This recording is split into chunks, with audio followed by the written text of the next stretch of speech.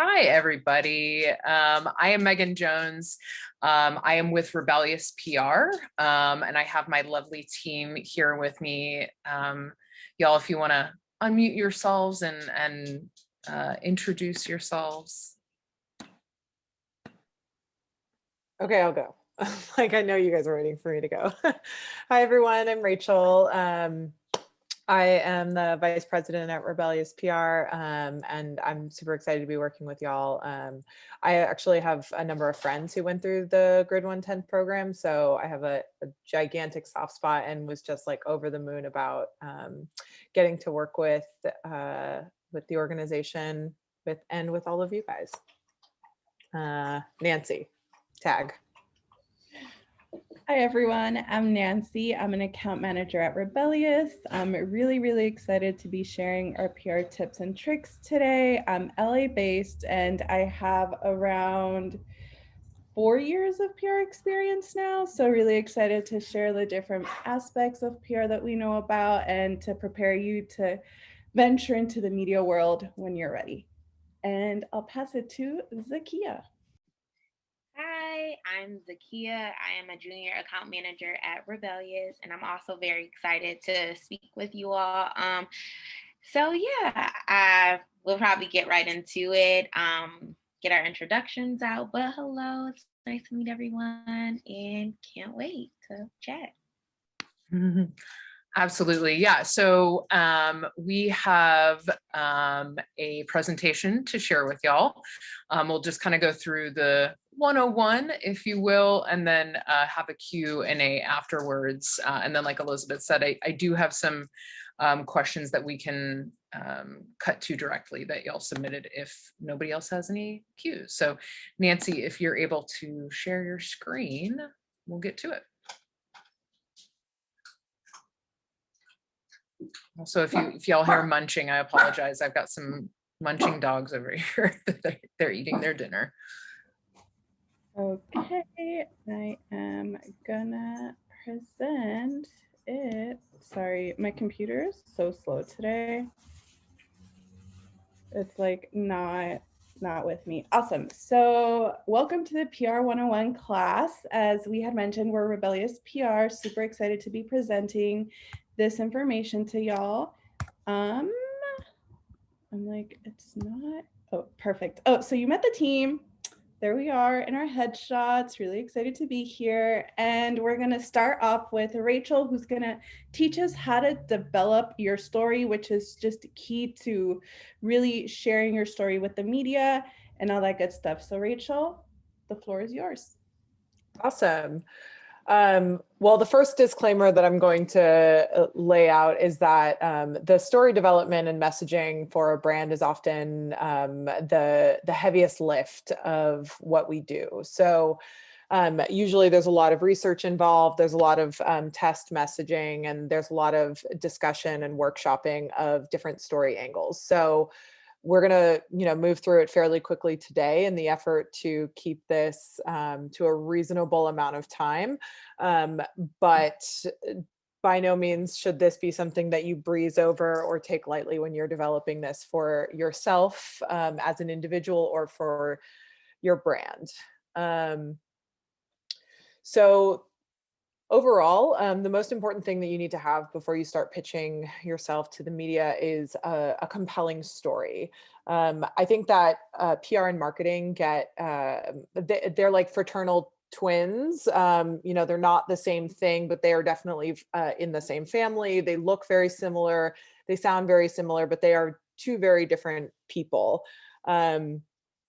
Marketing is like tactical execution, and PR has a little bit more to do with like the touchy-feely. It's how a brand or how a person like makes you feel, and how you're handling that that public persona, and how you're able to tell the story of your company. And then the job of marketing is to then tie that into sales or leads or whatever the result that you're looking for in the tactical execution is.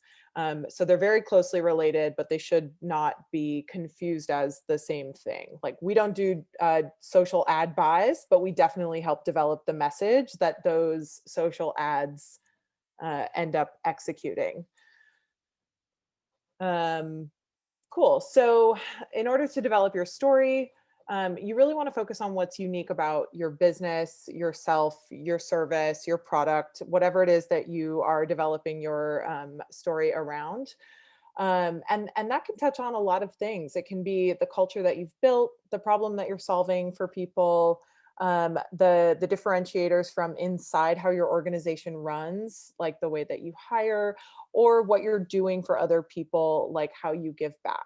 Again, this is about the emotion that you ultimately are invoking from somebody who later will see a headline about you. You want someone to feel compelled to click a link or a story or open a newspaper or a magazine that they see this headline or this emotion that speaks to them, calling to them. So topics like that offer a reporter the opportunity to report on something that is new or different or of a specific interest to them. We'll talk about connecting with the right kinds of media, but ultimately, like, you can't just walk up to any person and start telling them any story on the street. And so in that same vein, you also can't just go out to any reporter and tell them stuff that they may not be interested in reporting on, or something that may not be particularly compelling to them. So you have to find a way to connect with that person. Public relations is also so deeply entrenched in relationship building and reputation building, and that begins with the human connection that you're making at the earliest stages of reporting, and then the human connection that you're requesting from the reader that is then taking in the information that is reported on. So ask yourself a lot of questions when you're developing the story. Does your small business do something unique? Can it be tied to an event, to a holiday, to a culture, to an idea, to a larger concept that is being challenged by society? I think that we're seeing a lot of storytelling in that realm currently. Or does your business do something that is connected to a specifically timely piece of news right now? And how can you capitalize on what is trending in the news cycle? For example, let's say your business makes a special effort to hire veterans. This is a great story to pitch out around Veterans Day or Memorial Day. There's a natural, organic opportunity to tell a story about your business and the connection to a community that otherwise, in other parts of the year, it may not be as timely. It may be the kind of thing where a reporter says, like, yes, I'm interested, but I'm really busy. I don't have time right now. But if you pitch it within a window and within the context of a specific observance, like Veterans Day or Memorial Day, you're more likely to see somebody's interest peaked based on the timing of what executing that story could look like, because people will be interested in being like, oh, that holiday is coming up. I got to honor the veterans in my family, and I'm going to, read these things or share these things on social media that are connected to this idea. Another example is steps that your company takes to minimize carbon footprint or contribute to the environment, or any of the sustainability efforts that a lot of companies are currently engaged in. It's a great thing to pitch right now, because Earth Day is coming up April 22nd. Let's see, let me just look over my notes beyond the slides. Yeah, just a couple other things. You don't get stories told about your business just for being successful, right? Like, there is room for a success story, but connected to that success needs to be a compelling human interest story, or a new angle as to what that success means, or even a reason that feels very relevant as to why that success is important to tell. You know, any person, you know, nobody really cares that much and about, you know, like Walmart has their best sales ever. I mean, that just to me doesn't. The only thing that that story tells me is that people during the pandemic are trying to you know, digitize a lot of their and consolidate a lot of their shopping, and it says something about the larger culture. But that's not the kind of story that a small business is going to be able to tell. In fact, that story hurts. So you want to think about what that kind of story counter narrative could be for a small business. So focus instead on what's unique about your business, whether that's the product or service that you offer, or about your specific expertise in an area. If you're offering something super unique where you are a subject matter expert, or you have some sort of research or proprietary technology or proprietary you know, product that nobody else has developed before, there's definitely something that you can key in on that. And I'm sure that all of you guys have started to talk through that, work through that. You know, I know that the program addresses a lot of that in developing pitch decks for funding.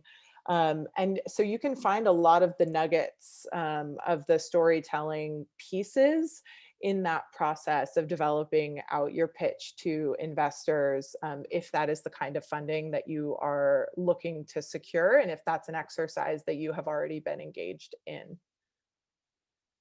So how to develop your story? Do your research. Again, this is so much of the story development is asking yourself a lot of questions and being really, really honest with yourself about what the landscape looks like and about the what you're serving as a product and what community you're trying to reach.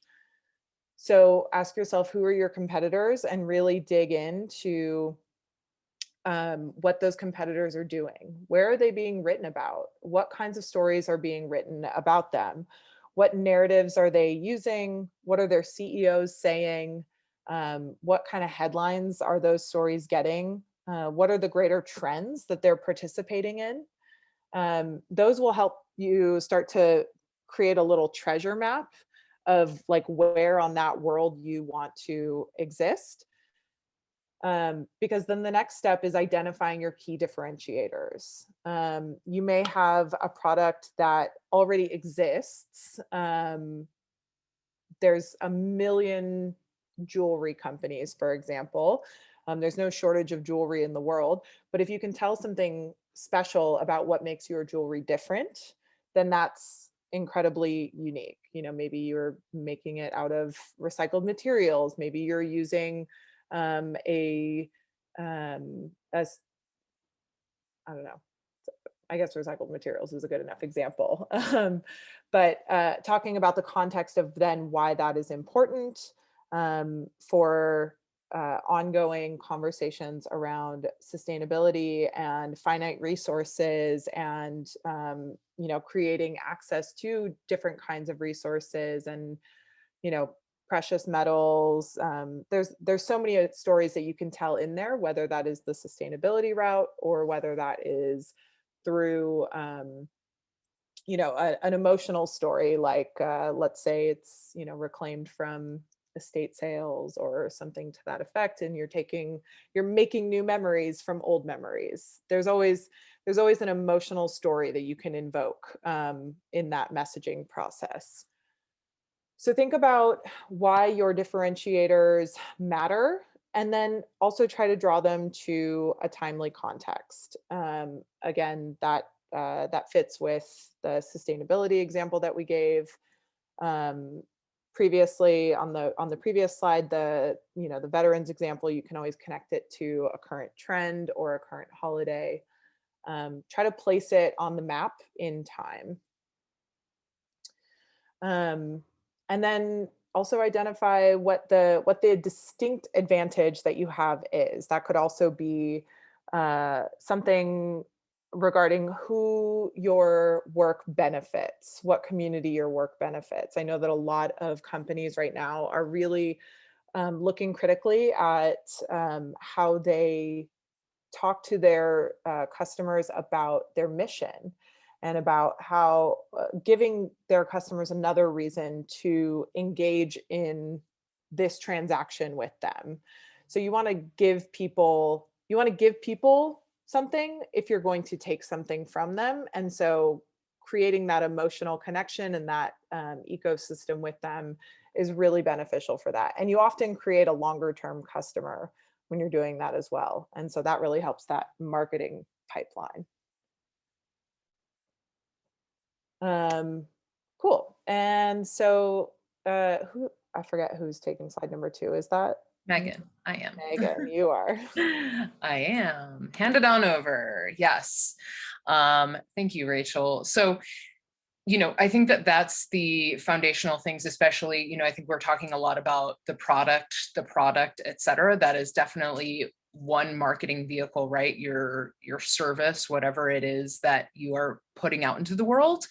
But the second way to sort of promote your business is to promote yourself and your expertise. So no room for imposter syndrome here in 2021, y'all. We are making this our year. So really just hone and own that experience that you have. And that is how you sort of like differentiate yourself from others. So of course, obviously, depending on your business type, you bring a specific expertise to the table. So really dig into what that is. What can you teach others that you've learned along the way? I.e., a good example here on the page is if you are an accountant. It is tax season. What are some things that you can share, sort of like we're doing a 101? What are some tips that you can share, for tax season, for business owners to prepare themselves? It's as easy as creating your top 5 things. You see the lists all the time. Top 5 tips for, getting your taxes in early, or the top 5 things you need to know you can claim on your taxes if you're a small business owner. These are the types of things where you can lay the groundwork to show that you are an expert in your industry. You can send that out to, finance and money reporters at newspapers, magazines, et cetera, other digital publications. That's also a really great thing to reach out to local news and radio about, especially around tax season. They're always having on a local expert to share some of those tax tips. So you can definitely have that on the lookout. So again, not only are you promoting yourself and crafting these ideas, but you're also pitching a timely thing that can be used out in the real world, a useful story. And, I will say through my umpteen years of experience, and especially, with PR, they want to have, if you can give them already a pretty much fully made story, man, you are a top cat in their book, and they are definitely, more likely to, want to use you for that specific thing. So again, making sure that it's timely, you're offering up advice that, again, is just setting you out from everybody else. But yeah, again, you're just offering up that expert experience. And so we will move along to slide number 3 for creating a media kit, which is another helpful tool. Awesome. So you've crafted your story, you're ready to tell your story to the media, but you need a media kit. So essentially, a media kit is what comes along with whatever we share with media. It's going to be a touch point where they get the background, they get the 101 on your brand. So essentially, it's somewhere, usually we use Google Drive, it could be on Dropbox. So this is just like a little kit that they could be like, okay, what's the history of this brand? Boom, there you go. It's usually like a page filled with like, oh, we were funded in the year 2010, we were funded by this person, this is what we have achieved, this is a little bit more background, this is what we offer. And so that's the company history. Then we go into founders or C-level executives, depending on how big your company is.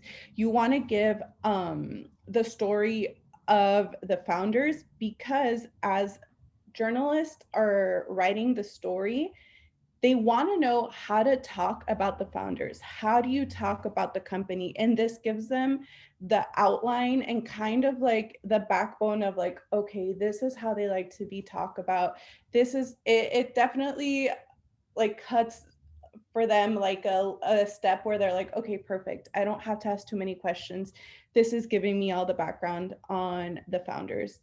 Headshots are super important. Usually you'll see them feature stories, or like depending on whether they're like covering you or if it's a broadcast, they love headshots and giving visual of who they're talking about. A quick one sheet is really, really great. So essentially a one sheet is having the top facts that you want them to cover in the story, right? So it could be, we were funded in this year, this is who the founders are, this is where we're located, this is what we offer, these are our different products. And it's usually like very visually appealing, and you could get creative with it. And essentially it also shows your brand persona. What are we offering? How do we like keep their attention? It's usually when they use just to like finish off the piece. If they have like one little question, they're like, okay, perfect. This one sheet is gonna answer everything. And last but not least, depending on what type of news you're going out with, maybe you're announcing and using a press release. You're announcing big news. Oh yeah, we're opening up our second location in location X, Y, and Z. Oh, we're launching a product. Then that's when you use a press release and it goes on the media kit. So essentially it's just like a little packaged thing that you give to the media as you're pitching them out. Another useful thing is case studies or anything else that they can take to like build up that story and really tell your company story. Yeah, and essentially all you need it in is in a G drive or a Dropbox, and it'll definitely be something that media does ask for when you do reach out to them. It's really helpful for them, and they like to have it bookmarked too in case they cover you again. They're like, oh, perfect, we have the company logo here. We have all the assets we need, and it stops that like back and forth between like, oh, where's your headshot again? No, you've got it all here. So yeah, that's the media kit. Moving along to Miss Zakia, who's going to tell us additional ways to reach our audience. Yes, yes, of course. Okay, so we went through developing your story, promoting your expertise, and also making your media kit, which are all what you would need to actually reach your audience. Kind of like perfectly putting everything into a perfectly wrapped present. Some of the ways that you can promote yourselves is your social media in your business. But like if you developed your story already, it's easier to make an editorial calendar for your social media and really say, okay, I've developed this brand for myself, which I'm really into wellness, but my target audience is Black and brown women because of X, Y, and Z. And then really displaying that one within your social media, or maybe you're an expert in banking or finance, and you start to, maybe you have every Tuesday you give tips on finance. I know the algorithm of social media is changing, so that's just something we all have to stay ahead of and kind of research. But those are some key things that you can keep in mind when doing social media things, whether it's on Instagram, Facebook, and Twitter, and kind of like placing them all in one. I like to streamline everything if that works for your business. Although we know some things don't work for some social platforms. But again, it's something you kind of like research and go with the flow there. The next is, here it says influencer. So you want to really like, and this is something you can do on social media. Public relations isn't just about media coverage, it's about building relationships. So you want to make sure you're doing your research and identifying bloggers, YouTubers, media outlets, and reporters that cover your industry. So you want to reach out to them. So you can do this in multiple ways. So just keep in mind regular communication with them is like something you want to keep at top of mind. So maybe there's an influencer who aligns with your service or product, then it'll be easy for you to maybe post them or shout them out. Or you see somebody is using your product, then like really engage with that audience and say, hey, I'm going to start like every Friday, like, thank you for using our product or our service, and then shouting them out. I think that gets a lot of people to like enjoy and love your and respect your product and keep coming back. And then you get new people because they're going to probably repost what you post and so on and so forth. That trickle down effect of more of reaching your targeted audience. Another way to keep in mind of reaching your audience is community events. Word of mouth is still a big thing. So when you're going to these events or your sponsor, you can participate in a charitable event or a community event. Whether it's like you have a small business, it's to get your name out there into the community. So like supporting local nonprofits, either by helping sponsor events, like operating a booth at a local festival or fairs, forming a team to participate in a fundraiser. Those are always good to really do because you're going to be with your targeted audience. More than likely the people at this certain type of event is the event that it's the type of event that your product or service really caters to. So like you're meeting the exact consumer, you're meeting the targeted audience. So you really want to like still go to those events.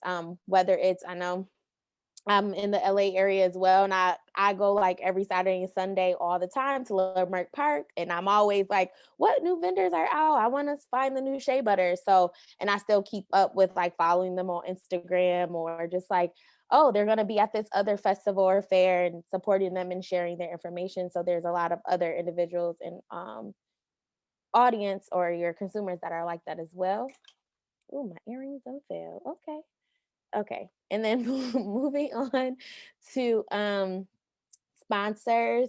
So yeah, oh wait, we already did sponsors and then influencers. Yes. So those are pretty much the ways that we can stay in the loop with those. Another thing is another additional tricks and tips.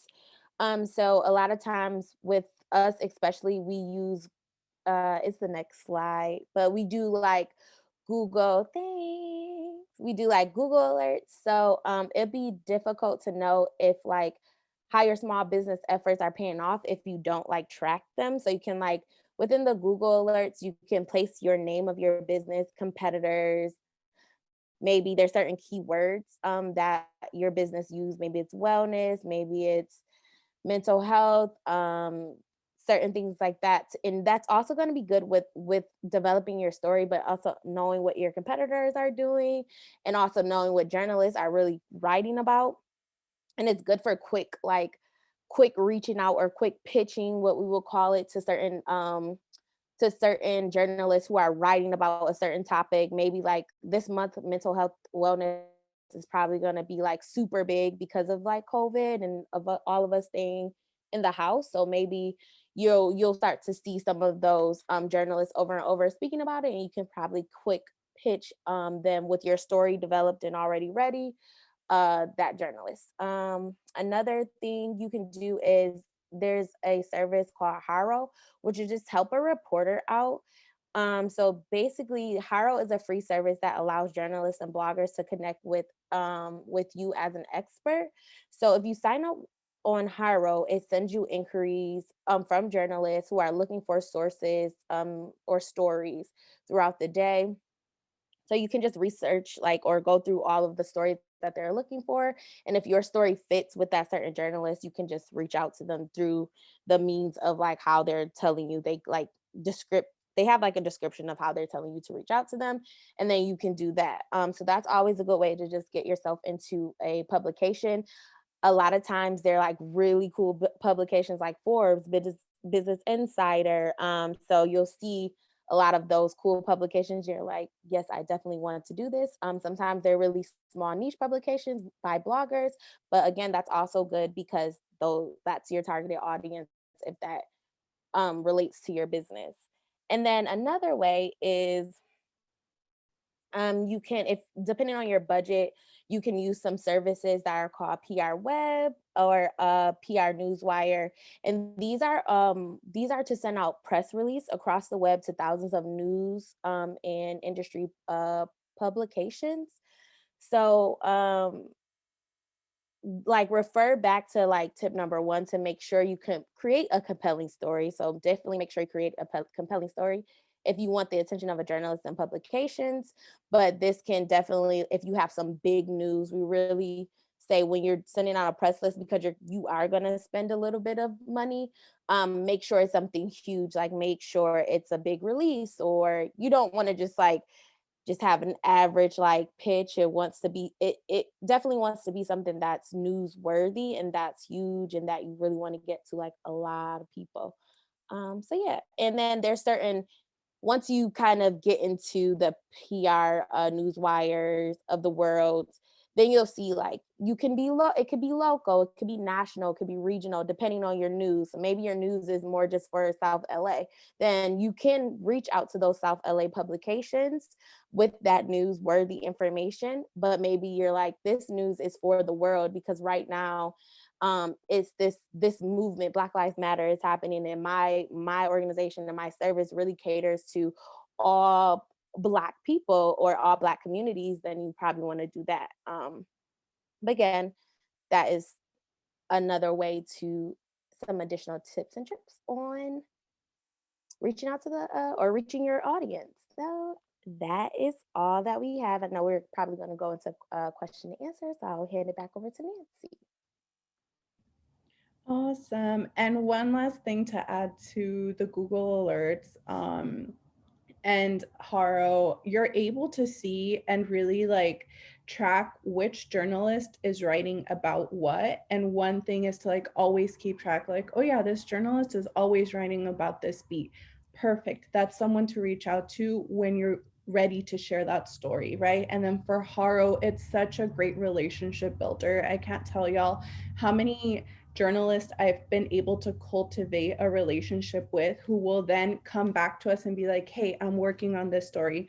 Who do you have that we can include in this roundup? It's incredible. And that's where you could also send out that media kit and send out like, oh, hey, like I saw that you're working on this. Here's my input. And it's just like putting it out there and, you know, putting your name out there and having you on their radar.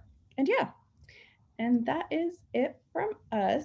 So we'll open it up to the Q&A. I've been keeping track of questions in the chat. I'll actually first address the press release comment first from Robin. That's a great tip. It's also worth knowing what newswire they're using to make sure that you're getting decent value of it. Every newswire is slightly different, kind of similar. They have different amounts of reach, and so they have different values. So those price tags vary pretty broadly. PR Newswire is pricey, so is Business Newswire, but they do also have Cision, for example, who owns PR Newswire, also has like a smaller little sister newswire called PR Web that is a fraction of the price of PR Newswire. And I know that generally speaking, from clients that I've worked with, PR Newswire and Business Wire are the two most popular. There are a few other like EIN Newswire and a couple other services, but I can't personally speak to the efficacy of the reach of those, but I do know that that Business Wire and PR Newswire have different reach networks. So for example, with PR Newswire on Cision, that will include the Associated Press network of newsrooms, but PR Web does not. So it's like a slightly scaled down version of that, which is part of the reason why it is a little bit cheaper, but it still has a really great reach list. So if you plan to do that, you know, a little bit of research can also help you make an informed decision about where you're deploying your cash, because there are definitely situations where I have absolutely advised clients that putting a press release on the wire is basically like lighting money on fire. You don't always need to do it. Cool. So going back up to the top, for recommended length of bio, with our clients, we develop two different lengths. We have one that's less than 150 words, and then we do like a 300 plus word version. So we have a short form version that we can include if, let's say, we get somebody booked on a podcast and the host needs a short blurb to include in the description of the podcast episode. And then we also have a long form bio if we're submitting somebody, let's say, for a speaking opportunity, whether that's like a TED Talk or a university speaking opportunity or something where they would like a little bit more of a detailed bio and background from somebody. So I highly recommend having two versions of your bio, you know, handy. It's a good exercise to go through, because it also forces you to think about like, what items are the must-haves that need to be included in your short version versus what are the things that are like really great to dig into like further back in your background that sort of support your expertise once the person is invested in reading your full page long bio.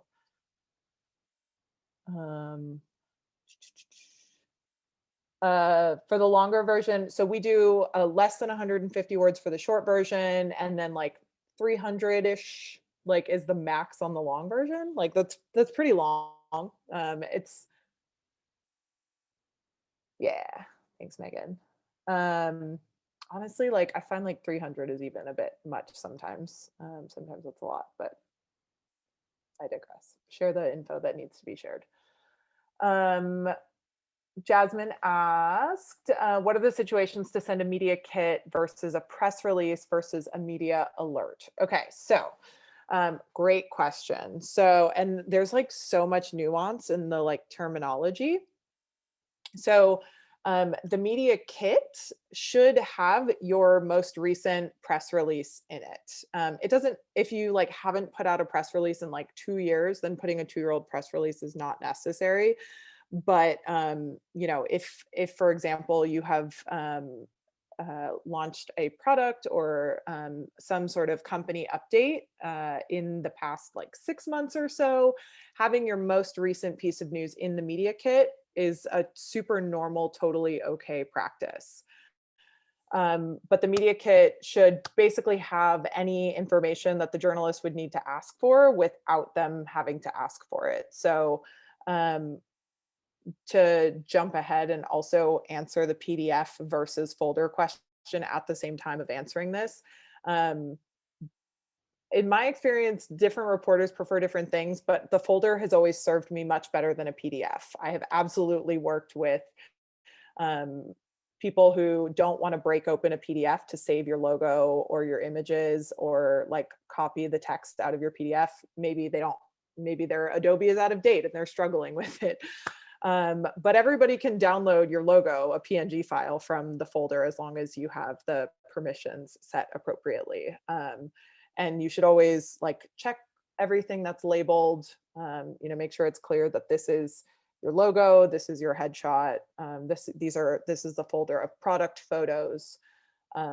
If there are product photos, I often find, just as a hot tip, that when somebody picks up a feature for like a gift guide or like a product list, let's say you get like, you know, 10 best face creams. Sometimes they will ask for a white seamless photo so that they can Photoshop together a collage. So if you are planning product photography, it's never a bad idea to get both white seamless and like what we call lifestyle shots. So like the face cream sitting on your nightstand with like a cute mirror and a hairbrush or something, or a plant. Okay, and then press release versus media alert. So a press release is when you need to like have a formal announcement, and it needs to sound like a little bit like buttoned up. And if it's going on the news wire, it's got to sound, the way that press releases sound as this very formal announcement. A media alert can be a little bit more casual. A press release will be sent as an attachment or as like the full body at the base of an email, whereas a media alert can be like inside the email instead of as a Word document attachment, or instead of as something that goes in the media kit. So a media alert wouldn't go in your media kit, a press release would. So basically an alert is like, I think recently I sent out a media alert that was like, the product had already launched about 6 months ago, and I had to send an alert that there was a specific update for the Android store to a specific list of like Android app websites that cover reviews and tech for Android, but not iOS. Hopefully that answers that question.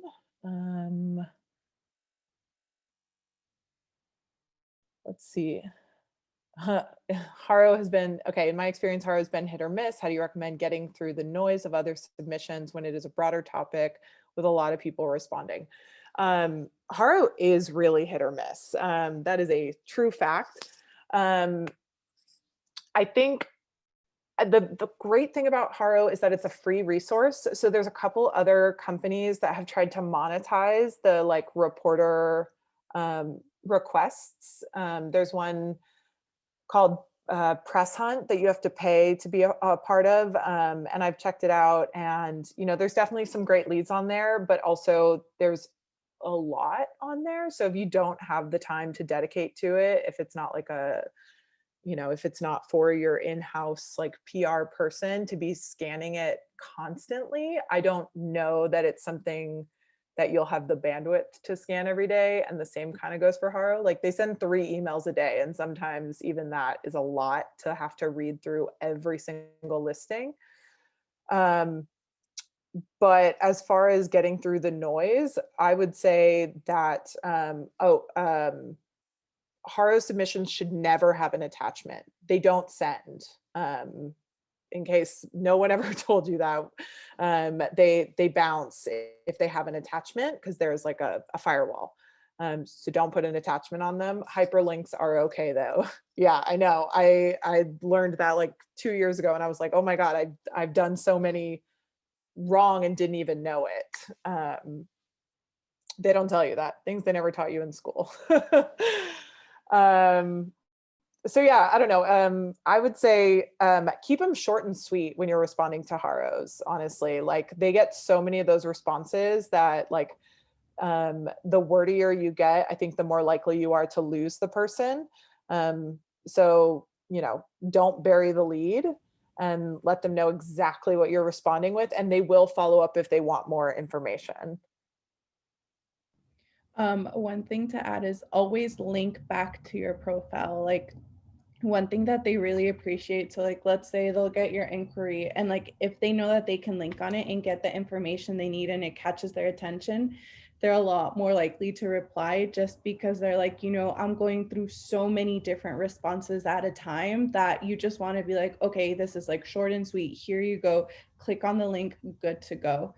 But yeah, Haro can be hit or miss, but it's all about trying different angles.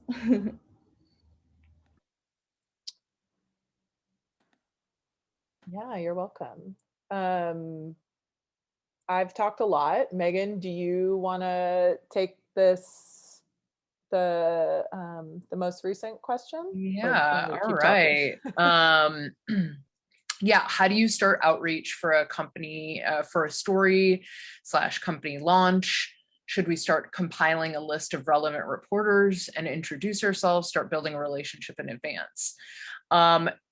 Yeah, I think that there's a lot of things to do. Something I was going to mention about the Haros is like, I think it's a good idea to start tracking those types of things. So, create a log for yourself. So you know what you've put out into the world as far as that is concerned. And then take the time to look up that journalist to see, like, is this journalist somebody I need to have on my radar? If so, I hope you're on Twitter, because that's where journalists live. They live on Twitter. Like Nancy just put in a chat, follow them on Twitter. That's where it all goes down, y'all. And that's sort of where the introduction begins. Again, it's all about the research, you know, as we're building our press lists. And yes, I definitely think it's something you should do in advance, because, you know, if you have a launch April 1st, you need to be seeding those things, you know, several weeks out before that actual launch date, so that all of the news like hits on that date and starts to sprinkle out the week of the launch. So it's definitely something you should be doing in advance. I think at the very least, following them on Twitter and engaging with them on social media is a great way to do that. I think that also, you know, in that is with the research component of it. So you're seeing like, hey, Mary Jo, I see that you write on, you know, your last 3 articles were about saving the whales. And guess what? That's exactly what my, you know, new business does, is we save the whales and give back to the whale community. And I'm just like thinking back to when I used to donate to like the world, you know, wide fund and get my whale poster in the mail. So you say like, hey, you know, I see that you're already doing this. So you're building that relationship, and you're showing them that this is not out of left field for you. This is definitely a very relevant storyline.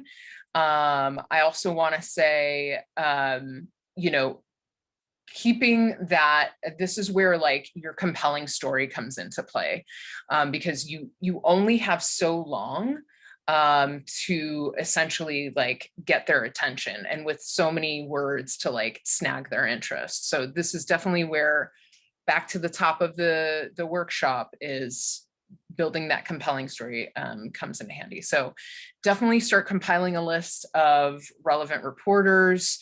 You know, where do you see yourself? Do you see yourself in the Refinery 29s of the world? Are you more of a Forbes person? Is this a Business Insider? Is this a TechCrunch? Like, where in the world do you feel that this story can be told? And most likely it's a lot of those places. But start building, you know, a simple Google and a good way to do that is, where are your competitors getting featured, or collaborators, or, you know, tangential companies that, you know, could be in the same space?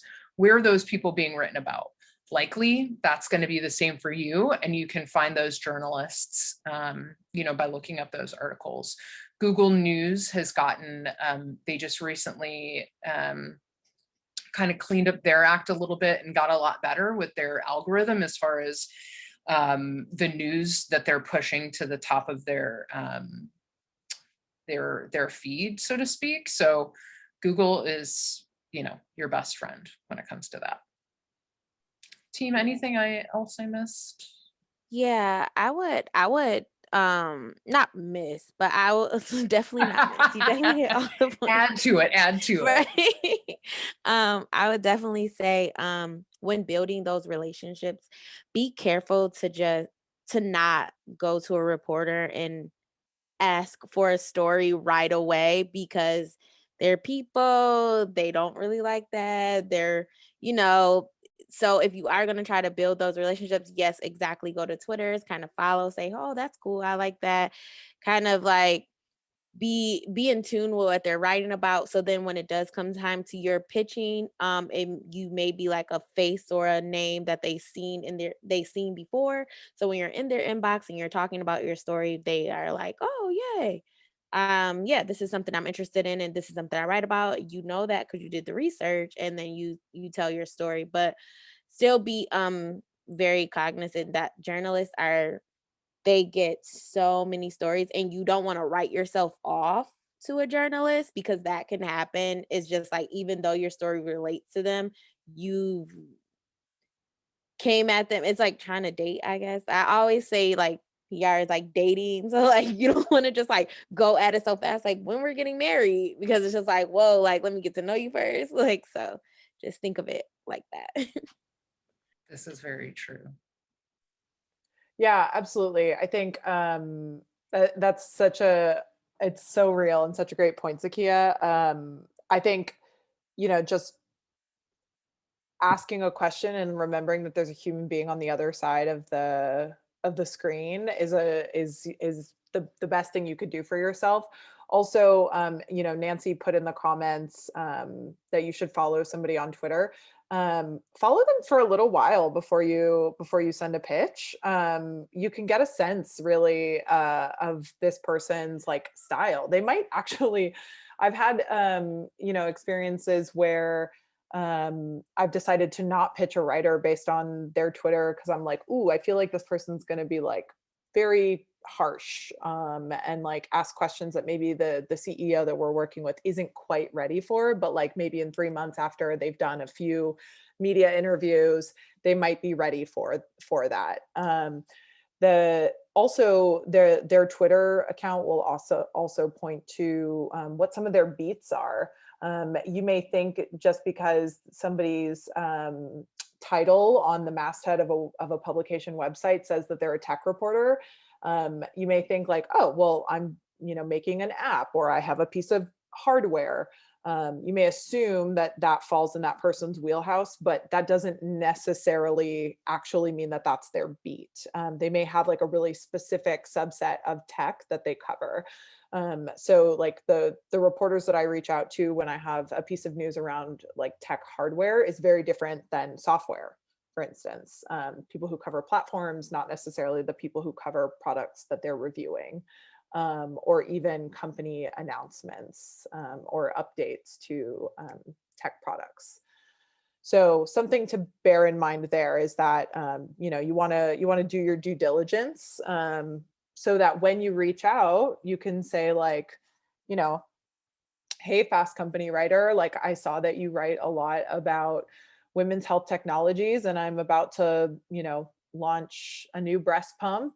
I have 2 million in funding that I'll be announcing with it. Is this something I can share with you? And then that writer will respond and say like, sure, I'd love to look over the press release. Or if they don't respond, give it a week and then follow up and say, hey, would love to share the press release with you if you might be interested. And they could say yes, send it to me, and they could still pass on the story, but that's okay. The fact is that they saw it, and they may come back later if they have something of relevance. Yeah. Megan also said, it's also about the follow-up email. It is really, really important to send the follow-up, but like, not over follow-up. There's like there's a dance that you do, like dating, right? You don't, you definitely check in, but you don't ask the person every single day, when are we going out again? Yes. And I put in a chat too, but a pass, I'll pass, but maybe later is better than a no response. So I rather someone say no, thank you, than ghost me. So just think of it like that. Yeah. Yeah. I mean, just like a super recent example, I had a reporter that I reached out to that I've worked with before at Wired magazine. I said, hey, I have this piece of news, this hardware. And she was like, thanks so much, but I probably won't write about the announcement. But then 3 weeks later, she emailed me and she said, hey, I actually want to include this on a roundup that I'm working on. I think it fits perfectly. Can you send me your media kit with some photos? And I was like, great, I'll take that. It's not the launch announcement, but it's on a Wired roundup. I'll take it. So don't assume that the pass means that the relationship is over. Them responding is always better than no response. I think someone had a question. They said, if they pass, how long do you typically wait until trying again for a new update? I would say if they pass, that's because the story like isn't something they align with. So usually I would wait. And if you don't have a new story, I wouldn't pitch it again because it's something that they just don't, when you don't want to write about, I would let them come to me. But team, let me know if you do something differently. But if you have something new that is just like within their wheelhouse still, and it's something that's fresh, maybe it's like aligning with the news cycle, maybe it's a few months from a few months, then I would say go for it. Like, hey, how you doing? Here, I have something new in the works. If you're interested, here's what it is. And then if they're not, then maybe that journalist isn't for you, and that's okay. But yeah, I would think of it like that. Yeah, I think also just to one like tiny nuance, I agree with everything Zakia said. And your something new doesn't have to be like new news necessarily. It could be a relevant angle. So let's say, I don't know, let's go with the breast pump example. Let's say you launch the breast pump, but this tech writer passes because they don't do new product announcements, but maybe that person does do a lot of like product roundups. Following up with that person a few months down the road for Mother's Day could be okay to check in and say, hey, just wanted to check in and see if you're working on any products relevant to moms for Mother's Day. That's a great check-in. And it's not super annoying because it's relevant to the news cycle. It's relevant to what they might be working on in that moment. And it gives you like a fresh angle where it's not your company announcement that you're offering. It's a different angle of positioning your product. So new doesn't have to be, like a new product or something. It could just be an adjustment to your story or angle. I do want to call out the how do you strategically build a relationship that Elizabeth put in the chat earlier.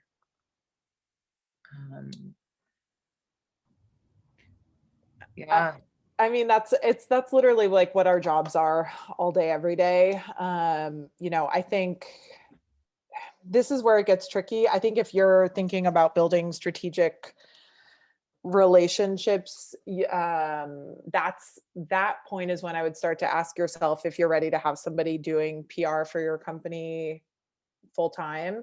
As the CEO of a company, I don't know that is where your time is best spent, depending on the company. It might be in some cases, but in other cases, like I think a lot of small businesses and solopreneurs and entrepreneurs, they wear a lot of hats. And so there's a lot going on. You have a lot of work to do, depending on how involved you are in development, distribution, manufacturing, like whatever the case may be. So yeah, relationship building is hard. It's what we spend our, like, that is our entire job. So there's no like easy fix. It's the same way you would make friends. I also wanted to call out one question. It was about whether they should send out a press release until the reporter requests it. So depending on whether you're going to be doing an embargo. So an embargo is when you want to secure like something that's exclusive, right? And you're like, well, we're not ready to share this until launch date. But once it's launch date and you've really vetted that media list and you know that these people are covering that beat, it's all about writing the pitch and then sharing the press release. So essentially it's like, hey, subject news announcing product launch from company X, Y, and Z based in LA. We're excited to announce that we just launched this new product. It's going to be available here. This is the price. If you want more information, please see the press release below. Journalists are used to getting press releases, and essentially, like, if they see it, they're skimming through it, they're like, okay, perfect, maybe I'll cover it, maybe I won't. They'll know that they can go back to it, and they're like, wait, actually I need more information. They'll be able to reference that press release and be like, okay, cool, actually, maybe I do want more information about this. So it depends on the strategy you're going with, but press releases are usually pretty fine to share, especially if you're sharing it at launch. More often than not, maybe you'll get like a response or two of people saying, oh, wow, this is really helpful, really cool stuff going on, and acknowledging it. So no gatekeeping the press release unless it's under embargo.